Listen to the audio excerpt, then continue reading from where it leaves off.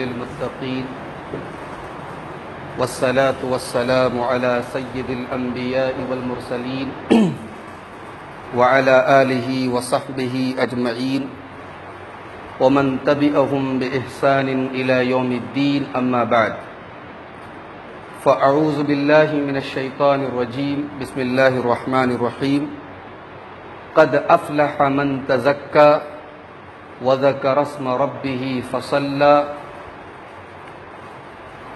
معزز حاضرین، آج رمضان المبارک کا آخری جمعہ ہے اور آج 28واں روزہ ہے۔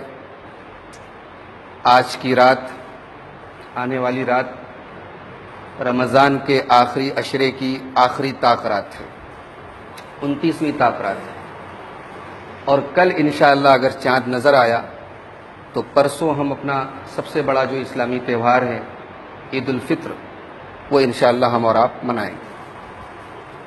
آج کے اس جمعہ کو عوام میں بہت سارے لوگ بڑی اہمیت دیتے ہیں اور اس کو الوداع کا جمعہ کہا جاتا ہے، اور بڑی آپس میں لوگ ایک دوسرے کو مبارکباد دیتے ہیں۔ خاص طور سے آج سوشل میڈیا کا دور ہے، موبائل کا دور ہے، لوگ ایک دوسرے کو میسج کرتے ہیں الوداع مبارک۔ تو ہمیں یہ بات یاد رکھنی چاہیے کہ قرآن اور حدیث کی روشنی میں الوداع کی کوئی حیثیت نہیں ہے۔ اللہ کے نبی صلی اللہ علیہ وسلم کی زندگی میں کئی بار رمضان آیا، صحابہ کی زندگی میں کئی بار رمضان آیا، مگر آخری جمعہ جو رمضان کا ہے اس میں آپ صلی اللہ علیہ وسلم نے یا صحابہ نے الگ سے کوئی اہتمام نہیں کیا کہ چلو بھئی نیا کپڑا پہن لیں، کچھ الگ جو ہے اہتمام کریں یا ایک دوسرے کو مبارکباد دیں یا افسوس کا اظہار کریں کہ رمضان جا رہا ہے۔ اس طریقے کا کوئی معاملہ اللہ کے نبی سے اور صحابہ سے ثابت نہیں ہے، اس لیے میں نے سوچا کہ اس کی وضاحت کر دینا ضروری ہے۔ آج عوام میں الوداع کے جمعے کو بڑی اہمیت دی جاتی ہے۔ عید کے دن کے پہلے، عید کی نماز ادا کرنے سے پہلے ایک بڑی اہم عبادت ہم اور آپ انجام دیتے ہیں، جس کو ہم اور آپ صدقہ فطر کہتے ہیں۔ یہ صدقہ فطر کیا ہے؟ فطر کے معنی اصل میں ہوتے ہیں روزہ کا چھوڑ دینا۔ جیسے ہی عید کا چاند نظر آتا ہے ہم روزہ چھوڑ دیتے ہیں، وہاں سے بھی روزہ نہیں رہنا ہے۔ تو روزہ پورا ہونے کے موقع پر یہ جو صدقہ ہم دیتے ہیں اس کو صدقہ فطر کہا جاتا ہے۔ یہ کس کو دینا ہے، کتنا دینا ہے، کب دینا ہے، آئیے اس کو تھوڑا سا سمجھ لیتے ہیں۔ صحیح بخاری میں حضرت عبداللہ ابن عمر رضی اللہ تعالیٰ عنہ کی حدیث ہے، کہتے ہیں کہ اللہ کے نبی صلی اللہ علیہ وسلم نے فرض قرار دیا، فرض رسول اللہ صلی اللہ علیہ وسلم زکوٰۃ الفطر صاعا من تمر او صاعا من شعیر۔ اللہ کے رسول صلی اللہ علیہ وسلم نے 1 سا کھجور یا 1 سا جو صدقہ فطر میں فرض قرار دیا۔ کس کے اوپر؟ علی العبد والحر والصغیر والکبیر والذکر والانثی من المسلمین۔ غلام، آزاد، مرد، عورت، چھوٹے بڑے، ہر مسلمان کے اوپر اللہ کے رسول نے اس کو فرض قرار دیا۔ وَأَمَرَ بِهَا أَن تُؤَدَّى قَبْلَ خُرُوجِ النَّاسِ إِلَى الصَّلَاةِ، اور اللہ کے نبی نے حکم دیا کہ عید کی نماز کے لیے نکلنے سے پہلے یہ صدقہ فطر دے دیا جائے۔ اس ایک حدیث سے کئی بات معلوم ہوئی۔ ایک مسئلہ تو یہ معلوم ہوا کہ صدقہ فطر فرض ہے، یہ ایسا نہیں کہ چلو دے دیا تو چلو، نہیں دیا تو چلو، کوئی حرج کی بات نہیں، فرض ہے، کمپلسری ہے، دینا ہی ہے۔ دوسرا مسئلہ یہ معلوم ہوا کہ ہر مسلمان پر فرض ہے۔ عید کے دن یعنی عید آخری رمضان کی آخری تاریخ کو سورج ڈوبنے کے پہلے اگر ہمارے گھر میں کوئی بچہ پیدا ہوتا ہے تو اس بچے کی طرف سے بھی ہمیں دینا ہے، ہر مسلمان کی طرف سے، چھوٹا بڑا، یہاں تک کہ ہمارے گھر میں کوئی غلام ہے تو غلامی کا دور نہیں ہے، پہلے جو غلام رہتے تھے غلام کی طرف سے بھی ان کے آقا کو دینا پڑتا تھا۔ ایک مسئلہ تو یہ معلوم ہے کہ ہر مسلمان کو دینا ہے۔ دوسری بات یہ معلوم ہے کہ 1 سا دینا۔ یہ سا کیا ہے؟ سا جو ہے یہ ایک پیمانہ ہوتا تھا، جیسے ہمارے یہاں اب اناج وغیرہ تولنے کے لیے ترازو کا استعمال ہوتا ہے، تول کر کے اناج بکتا ہے، لیکن بہت پہلے اور خاص طور سے اللہ کے نبی کے زمانے میں اناج وغیرہ لین دین لوگ کرتے تھے تو ایک ناپ تھا، وہ ناپ جو تھا اس کو سا بولتے تھے۔ وہ دونوں ہاتھ کی مٹھی بھر کر کے جو اناج ہوتا ہے اس کو عربی میں مد کہتے ہیں، تو 4 مد کا 1 سا ہوتا ہے۔ اب ظاہر سی بات ہے کہ یہ جو سا نام کا پیمانہ تھا اب اس کے اندر جو چیزیں بھر کے لوگ ایک دوسرے کو بیچتے تھے تو ہلکی اور بھاری چیزوں میں فرق پڑتا تھا، لیکن علماء نے اس کو جب تولا ہے، یعنی سا کے اندر جو اللہ کے نبی کا سا تھا، اس سا کے اندر اناج کو، گیہوں کو، جو وغیرہ کو رکھ کر کے تولا ہے، تو جو محققین علماء ہیں انہوں نے جو اس کی مقدار بتائی وہ تقریباً 2 کلو کچھ گرام ہے۔ کسی نے 2 کلو 100 گرام کہا، کسی نے 2 کلو 200 گرام کہا، اس طریقے سے کہا۔ تو علماء نے ایک محتاط جو مقدار بتائی کہ 2.5 کلو اگر اناج دے دیا جائے تو انشاءاللہ وہ 1 سا کے برابر ہو جائے گا، تو 1 سا دیتے تھے۔ اور تیسری بات یہ معلوم ہوئی کہ اللہ کے نبی کے زمانے میں چونکہ کھجور خوراک کا ایک بہت بڑا حصہ تھی، اسی طریقے سے جو گیہوں اس وقت جو ہے اللہ کے رسول کے زمانے میں گیہوں استعمال نہیں ہوتا تھا، جو کی روٹی عام طور سے لوگ کھاتے تھے، تو جو اور کھجور میں سے اس حدیث میں ذکر ہے کہ اللہ کے رسول نے حکم دیا دینے کا۔ اور چوتھی بات یہ معلوم ہوئی کہ یہ عید کی نماز کے لیے نکلنے سے پہلے پہلے دینا ہے۔ صحیح بخاری کی ایک دوسری حدیث میں حضرت عبداللہ ابن عمر کہتے ہیں کہ اللہ کے نبی کے زمانے میں صحابہ عید کے 1-2 دن پہلے دیتے تھے۔ اس سے ایک مسئلہ یہ معلوم ہوا کہ اصل صدقہ فطر کا جو مقصد ہے وہ عید کے دن جو ہے مسکینوں کو اور غریبوں کو کھانا مل جائے، یہ مقصد ہے۔ اس لیے بہت پہلے دے دینا، 1 ہفتہ پہلے، 10 دن پہلے، یہ مناسب نہیں ہے۔ کوشش کرنی چاہیے کہ 1 دن پہلے دیا جائے، زیادہ سے زیادہ 2 دن پہلے، بہت پہلے دینا مناسب نہیں ہے۔ صدقہ فطر کا مقصد کیا ہے؟ کیوں ہم یہ دیتے ہیں؟ ابو داؤد کے اندر ایک حدیث ہے، حضرت عبداللہ ابن عباس کی حدیث ہے، وہ کہتے ہیں کہ اللہ کے رسول صلی اللہ علیہ وسلم نے صدقہ فطر کو فرض قرار دیا طہرۃ للصائم من اللغو والرفث، روزے کی حالت میں روزے دار سے جو لغو کام ہو گئے، بھائی آدمی احتیاط کرتا ہے لیکن احتیاط کے باوجود ہو سکتا ہے کچھ زبان سے بد کلامی نکل گئی، کچھ کبھی غلط زبان کا استعمال ہو گیا، روزے کے کچھ آداب، روزہ ٹوٹا تو نہیں لیکن روزے کے کچھ آداب میں کمی آ گئی، تو جو تھوڑی بہت وہ کوتاہی ہو گئی وہ انشاءاللہ اس صدقہ فطر کے ذریعے اللہ تعالیٰ معاف کر دے گا۔ روزے دار کو پاک کرنے کے لیے ایک مقصد تو یہ ہے، اور دوسرا مقصد ہے وہ طعمۃ للمساکین، غریبوں کو، مسکینوں کو کھانا مل جائے، عید کے دن کوئی بھوکا نہ رہے، یہ مقصد ہے صدقہ فطر کا۔ اور آگے اللہ کے نبی نے فرمایا من اداہا قبل الصلاۃ فہی زکوۃ مقبولہ، جو نماز عید کے پہلے دے گا اس کی زکوٰۃ یعنی اس کا صدقہ فطر قبول ہوگا۔ ومن اداہا بعد الصلاۃ فہی صدقۃ من الصدقہ، اور جو عید کی نماز کے بعد دے گا اس کا صدقہ عام صدقہ۔ یہ بالکل وہی مسئلہ ہے جو قربانی کا مسئلہ ہے۔ قربانی کے مسئلے میں اللہ کے نبی نے فرمایا عید کی نماز کے پہلے اگر کوئی قربانی کر دے تو اس کو قربانی کا ثواب نہیں ملے گا، اس کو گوشت ملے گا، اس نے جانور ذبح کر دیا، قربانی کا ثواب عید کی نماز کے بعد ہی ملے گا۔ اسی کا الٹا یہاں ہے کہ صدقہ فطر آپ کو عید کی نماز کے پہلے پہلے دے دینا ہے۔ اب ایک سوال یہ پیدا ہوا کہ یہ صدقہ فطر ہم جو ہے کن کن چیزوں میں سے دے سکتے ہیں؟ نبی صلی اللہ علیہ وسلم کے زمانے میں خوراک کیا تھی صحابہ کی؟ حضرت ابو سعید خدری کہتے ہیں، بخاری کی روایت ہے کہ کننا نعطیہا فی زمان النبی صلی اللہ علیہ وسلم من الطعام، ہم لوگ اللہ کے نبی کے زمانے میں جو کھانا کھاتے تھے، جو اناج کھاتے تھے، جو خوراک تھی اس میں سے دیتے تھے۔ اب کھانا کیا کھاتے تھے؟ تو ابو سعید خدری رضی اللہ تعالیٰ عنہ کہتے ہیں وکان طعامنا الزبیب، ہمارا جو کھانا تھا ایک تو ہم جو ہے کشمش کھاتے تھے، ہماری خوراک کا ایک حصہ تھی کشمش، اور اسی طریقے سے والشعیر، جو کھاتے تھے، والعقد اور پنیر کھاتے تھے، والتمر اور کھجور کھاتے تھے۔ گویا صحابہ کے دور میں، نبی صلی اللہ علیہ وسلم کے دور میں ان تمام چیزوں میں سے لوگ نکال کر کے صدقہ فطر دیتے تھے۔ اسی لیے علماء کی اکثریت یہ کہتی ہے کہ صدقہ فطر اناج میں سے دیا جائے، پیسہ نہ دیا جائے، رقم نہ دی جائے، اناج، چونکہ نبی نے اناج دینے کا حکم دیا، اناج ہی دیا جائے۔ لیکن علماء کی ایک تعداد ایسی بھی ہے جو یہ کہتی ہے کہ قیمت دی جا سکتی ہے۔ حضرت عمر بن عبدالعزیز رحمۃ اللہ علیہ، حضرت سفیان ثوری، حضرت حسن بصری، حضرت امام ابو حنیفہ، حضرت امام ابو یوسف، یہ تمام لوگ اس بات کے قائل ہیں کہ قیمت دے سکتے ہیں۔ میرا خیال یہ ہے کہ علماء کے ان اقوال کی روشنی میں بہتر اور مناسب تو یہ ہے کہ آدمی اناج دے، لیکن وقت اور حالات اور ضرورت کے تحت آدمی پیسہ بھی دے سکتا ہے۔ اس مسئلے میں بہت زیادہ تشدد نہیں کرنا چاہیے۔ ہمارے یہاں کیا ہوتا ہے، ایک بڑا افراط و تفریط کا معاملہ ہے۔ کچھ لوگوں نے قیمت ہی کو طے کر دیا، ان کے یہاں باقاعدہ اعلان ہوتا ہے ہر سال، اس سال فطرہ اتنا پیسہ دینا ہے، اور ان کے یہاں فطرہ کا مطلب، صدقہ فطر کا مطلب پیسہ ہی ہے، یہ غلط ہے۔ اور کچھ لوگ پیسہ دینے کو حرام مانتے ہیں، یہ بھی غلط ہے۔ بھئی آپ ہم کو ایک بات بتائیے کہ نبی صلی اللہ علیہ وسلم نے سا کے نام سے ایک پیمانہ بنایا، ہم نے تول کر کے دیا، تو جو لوگ یہ کہتے ہیں کہ صدقہ فطر کی عبادت ہے اور عبادت میں جیسا حکم دیا گیا ویسا ہی کرنا ہے، تو ہم نے کہاں ویسا کیا؟ ہم تو تول کے دے رہے ہیں۔ نبی صلی اللہ علیہ وسلم کے زمانے میں پنیر دی جا رہی ہے، کھجور دی جا رہی ہے، کشمش دی جا رہی ہے، ہمیں سیدھا سیدھا گیہوں ملا، آٹا ملا، ہم نے دے دیا۔ تو تھوڑا بہت تو ہم نے وہاں بھی اپنی مصلحت کا فائدہ اٹھایا، ہم نے اپنا فائدہ دیکھا، اپنی مصلحت دیکھی۔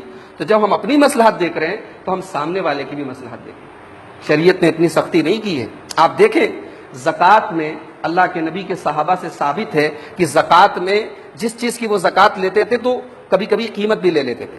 مان لیجیے کسی کے پاس اونٹ ہے، اونٹ کا کاروبار ہے، اب اونٹ کا کاروبار جس کا ہے تو اس کی زکوٰۃ اللہ کے نبی نے اونٹ ہی بتائی ہے، لیکن بعض صحابہ نے کپڑا لیا ہے زکوٰۃ میں، ثابت ہے، یہ صحیح حدیثوں سے ثابت ہے۔ تو جب ہم زکوٰۃ میں قیمت لے رہے تھے تو صدقہ فطر میں بھی قیمت لی جا سکتی ہے، اس کو حرام یا ناجائز یا غلط نہیں کہا جا سکتا، لیکن ہاں اناج دینا یہ زیادہ بہتر ہے۔ ابھی جیسے موجودہ حالات ہے، لاک ڈاؤن ہے، بہت سارے ایسے لوگ ہیں، غریب لوگ ہیں جن کے پاس اناج کی الحمدللہ قلت نہیں ہے، ان کے گھروں میں پیکٹ پہنچائے گئے، اناج ہے ان کے گھر، لیکن ان کو اور ضروریات ہیں۔ اور یہ آپ کامن سینس کی بات ہے کہ ہم صرف کسی کو آٹا دے دیں تو وہ کھانا نہیں کھا پائے گا، وہ صرف روٹی تو بنا کے نہیں کھائے گا، اس کے مزید اور بھی چیزوں کی ضرورت ہے۔ اور ابھی حالات ایسے نہیں کہ چلو بھائی ہم صدقہ فطر بھی دیتے ہیں پلس کچھ اور بھی دیتے کہ چلو تم اپنا کچھ گوشت وغیرہ لے لینا، تیل وغیرہ لے لینا۔ بھائی نبی صلی اللہ علیہ وسلم زمانے میں گیہوں دے دیا، پنیر دے دیا، کشمش دے دو تو پورا کھانا ہو گیا۔ ہمارے یہاں صرف لوگ آٹا دے رہے ہیں، اس سے صرف پورا کھانا نہیں ہوتا میرے بھائی۔ تو جو فقیر اور غریب کی جو مصلحت ہے اس کا تقاضا بھی ہے کہ پیسہ، اگر پیسے کی ضرورت ہو تو اس کو پیسہ بھی دیا جا سکتا ہے۔ اس لیے اس مسئلے میں بہت زیادہ تشدد، خاص طور سے موجودہ حالات میں میں سمجھتا ہوں کہ نہیں کرنا چاہیے۔ اناج دینا بہتر ہے، بہتر کا کوئی انکار نہیں کرتا، لیکن قیمت بھی دی جا سکتی ہے۔ ایک مسئلہ اور یاد رکھیے، صدقہ فطر جو ہے کس کو دینا ہے؟ تو جیسا کہ میں نے شروع میں بتایا کہ ہر مسلمان کو دینا ہے۔ اب جو پریوار کا گارجین ہے اس کو اپنے بچوں کی طرف سے دینا ہے، اپنے گھر میں کام کرنے والا جو نوکر ہے جو اسی کے گھر میں رہتا ہے اس کی طرف سے بھی دینا ہے۔ اللہ کے نبی نے سنن بیہقی کی ایک روایت میں فرمایا ممن تمونون، جو تمہاری کفالت میں ہے، جن کی ذمہ داری تمہارے اوپر ہے ان کو دینا ہے، بیوی ہیں، بچے ہیں، گھر میں کام کرنے والے نوکر چاکر ہیں، ان سب کی طرف سے تمہیں دینا ہے۔ اب ایک مسئلہ یہ ہے کہ صدقہ فطر ہم کس کو دے سکتے ہیں؟ تو یہ بات یاد رکھیں کہ زکوٰۃ تو 8 لوگوں کو دے سکتے ہیں، زکوٰۃ کے 8 مصارف جو سورہ توبہ کے اندر بیان کیے گئے، لیکن صدقہ فطر ان 8 جگہوں پہ نہیں دیں گے ہم۔ صدقہ فطر صرف فقراء اور مساکین کو دیں گے، اس لیے کہ اللہ کے نبی نے وضاحت کر دی کہ طعمۃ للمساکین، صدقہ فطر مسکین کو دیا جائے گا، لہٰذا مدرسوں میں نہیں دیا جائے گا، لہٰذا اور جو زکوٰۃ کے مصارف ہوں صرف غریبوں اور مسکینوں جو اس لائق ہیں ان کو دینا ہے۔ اور ایک مسئلہ اور یاد رکھیے کہ اس کا تعلق، صدقہ فطر کا تعلق زکوٰۃ سے بالکل نہیں ہے۔ بہت سارے لوگ یہ سمجھتے ہیں کہ جو صاحب نصاب ہے، جس کے اوپر زکوٰۃ فرض ہے، بس اسی کو صدقہ فطر دینا، ایسا نہیں ہے۔ عید کے دن آپ کے پاس اپنے اور اپنے پریوار، اپنی فیملی کے کھانے پینے کے علاوہ اگر آپ کے پاس پیسہ ہے، اناج ہے، تو آپ کو صدقہ فطر دینا ہے۔ نہیں ہے تو کوئی بات نہیں، فاتقوا اللہ ما استطعتم، اللہ سے اتنا ڈرو جتنی تمہارے اندر طاقت ہے، لیکن اپنے اور اپنے فیملی کے خوراک سے زائد اگر آپ کے پاس خوراک ہے، پیسہ ہے، تو آپ کو بھی صدقہ فطر دینا ہے، ہر مسلمان کو دینا ہے۔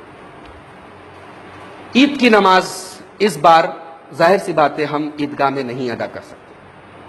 وہ عید کی نماز جو ہماری اجتماعیت کا ایک مظہر ہے، جس میں سارے مسلمان اکٹھا ہوتے ہیں، افسوس کی بات ہے، ہم سب کے لیے آزمائش کی بات ہے کہ اس بار ہم عیدگاہ میں اکٹھا نہیں ہو سکتے۔ لاک ڈاؤن بھی ہے اور بیماری بھی جیسا کہ ہم دیکھ رہے ہیں گھٹ نہیں رہی ہے۔ ایسے موقع پر ہم کیا کریں؟ تو اس بارے میں صحابہ سے جو آثار ملتے ہیں ان کی روشنی میں علماء کا یہی فتویٰ ہے کہ ہم اپنے گھروں میں عید کی نماز پڑھیں گے۔ گھروں میں ہم جماعت بنا کے پڑھیں گے، بچوں کے ساتھ، فیملی کے ساتھ، عورتیں اگر گھر میں ہیں تو ان کی سب پیچھے لگ جائے گی، گھر میں ہم عید کی نماز پڑھیں گے۔ طریقہ کیا ہوگا؟ وہی طریقہ ہوگا جو عید کی نماز کا عیدگاہ میں ہوتا ہے، 12 زائد تکبیروں کے ساتھ ہم پڑھیں گے۔ پہلی رکعت میں امام اللہ اکبر کہہ کر کے نیت باندھے گا، ہاتھ باندھے گا، اس کے بعد دعائے ثنا پڑھے گا، اس کے بعد 7 بار اللہ اکبر اللہ اکبر اللہ اکبر کہہ کر کے 7 بار تکبیر بولے گا، اور اس کے بعد سورہ فاتحہ اور قرأت کرے گا۔ اور اسی طریقے سے جب دوسری رکعت میں کھڑا ہوگا تو 5 بار اللہ اکبر اللہ اکبر اللہ اکبر اللہ اکبر کہہ کر کے 5 بار، اس کے بعد سورہ فاتحہ پڑھے گا اور قرأت کرے گا۔ پہلی رکعت میں اللہ کے نبی صلی اللہ علیہ وسلم عام طور سے سورہ اعلیٰ کی تلاوت کرتے تھے، دوسری رکعت میں سورہ غاشیہ کی کرتے تھے، لیکن آپ گھر میں پڑھ رہے ہیں، ضروری نہیں کہ سب کو یہ صورتیں یاد ہو، جو صورتیں یاد ہو وہ آپ پڑھ سکتے ہیں۔ باقی جو عید کے دن کی سنتیں ہیں، اللہ کے نبی صبح عیدگاہ جاتے تھے، عید کے دن کچھ کھا پی کے، کچھ کھجور یا چھوارا وغیرہ کھا کے جاتے تھے، آپ گھر میں بھی اس سنت پر عمل کریں. صبح نہائیں دھوئیں، نئے نہیں تو صاف ستھرے کپڑے پہنے، خوشبو لگائیں. جو عید کے دن کی سنتیں ہیں وہ ساری سنتیں آپ گھر میں بھی ادا کریں گے.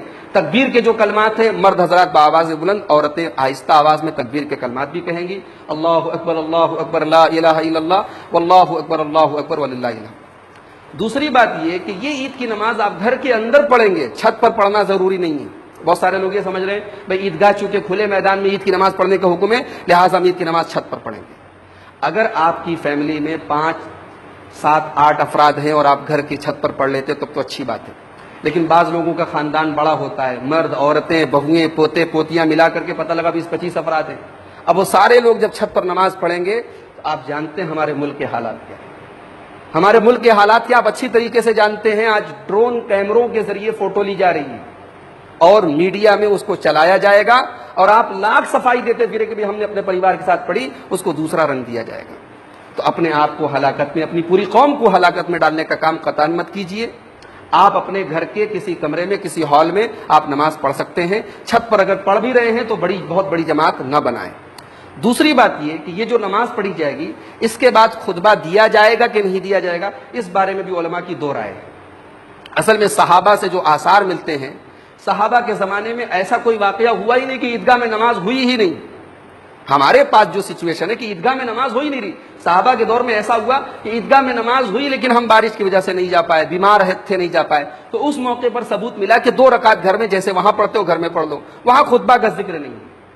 لیکن موجودہ حالات میں جو ہمارے ساتھ سچویشن ہے، ہم عید کی نماز قضا نہیں کر رہے ہیں، ہم عید کی نماز ادا کر رہے ہیں.